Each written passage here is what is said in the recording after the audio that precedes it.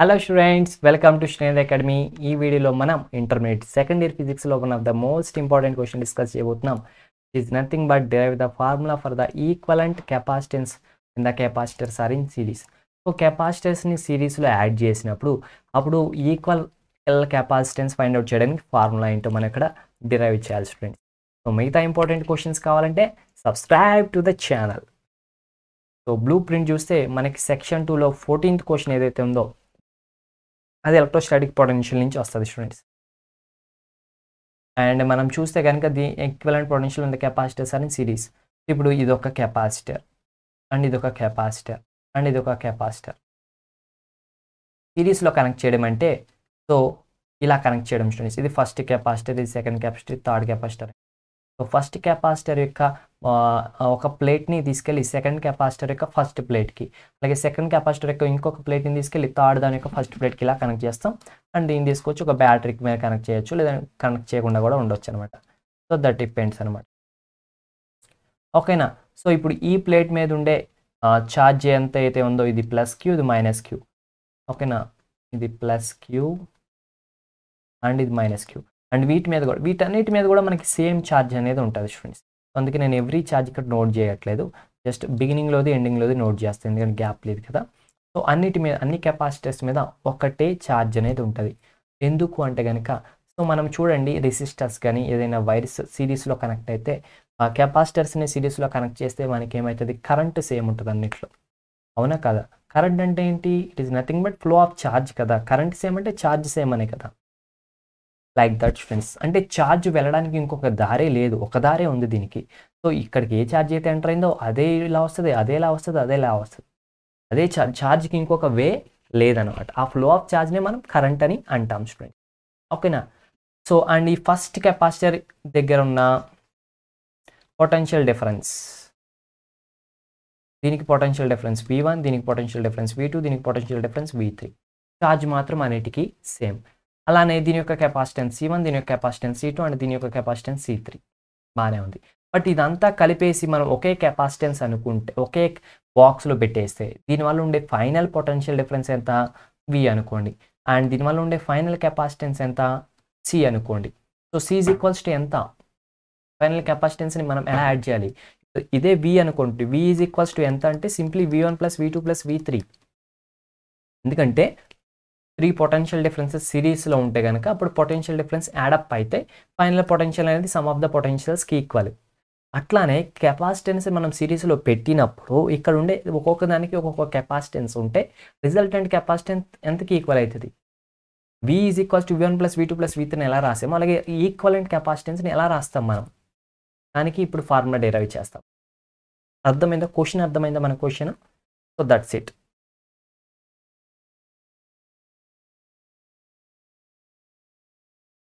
So ఇప్పుడు answer మనం start చేసామనుకో. So first రాయడం మీరు కొంచెం రిటర్న్ పార్ట్ ఏదో ఒకటి మనం రాయొచ్చు స్టూడెంట్. ఓకేనా. సో రిటర్న్ పార్ట్ రాసిన తర్వాత ఈ V1 3 కెపాసిటర్స్ కనెక్ట్ చేసాము, అన్నిటికీ ఒకే ఛార్జ్ ఉంటుంది. Let Q be the charge flowing through the all capacitors. ఆ పాయింట్ మాత్రం రాయాలన్నమాట. Let Q be the charge flowing through all capacitors.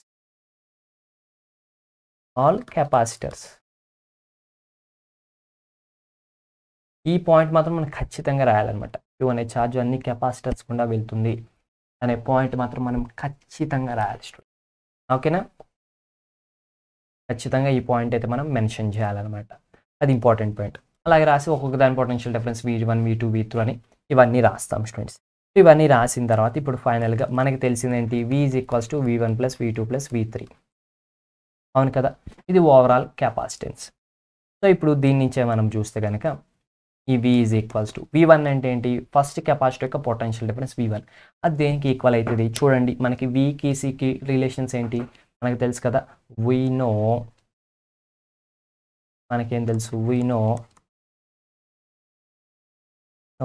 Capacitance అంటే ఎంత స్టూడెంట్స్ చెప్పాలి మీరు.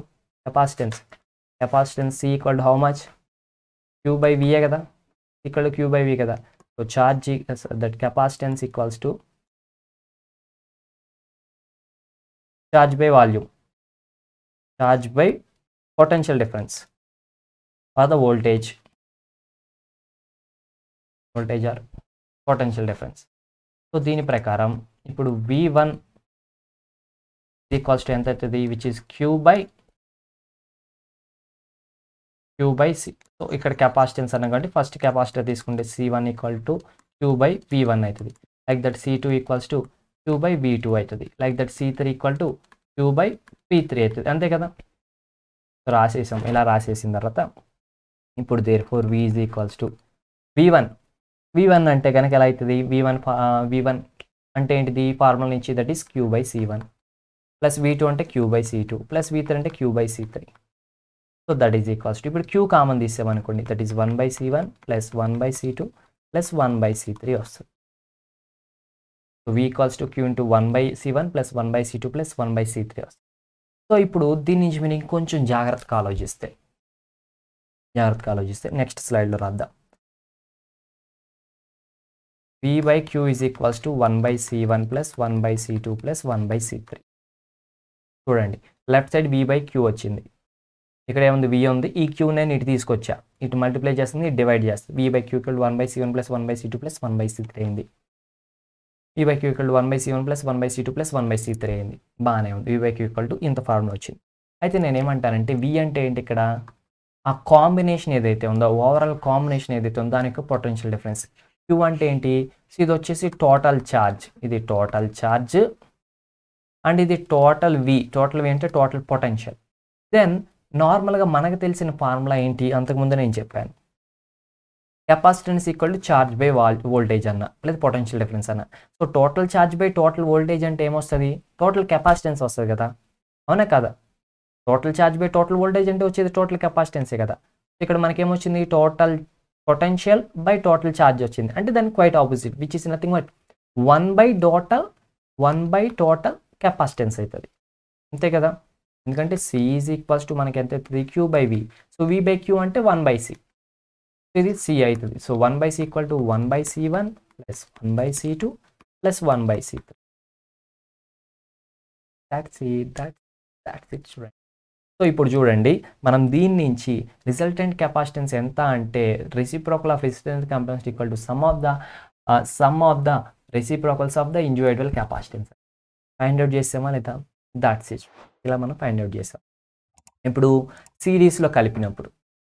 Okay, that's it. So next video కోసం డిస్క్రిప్షన్లో లింక్ ఉంటుంది, హిట్ చేయండి. Okay, thank you friends.